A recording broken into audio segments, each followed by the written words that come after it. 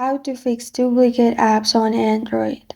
Hi everyone, I'm here to assist you today without any delay. Let's jump right in. First, restart your device. Click on the power button and click on three dots and restart your device. After it's restarted, another thing what you can do is go to settings and scroll down in settings, and then in settings simply click on utilities.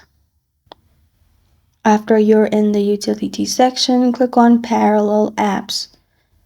Make sure you turn off all the parallel apps. Simply click on it and then press on OK to turn it off. After you have done that, it will fix your problem. Another way what you can do is simply hold on to the app in the home screen. Click on App Info in here. After that, click on Storage and Cache.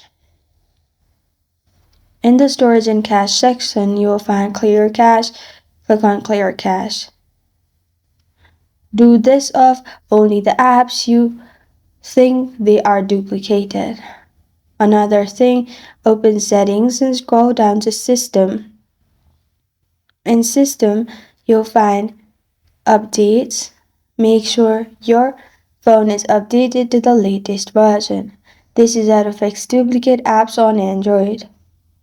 Thank you for joining me today. If this video helps you out, please leave a like and subscribe for more.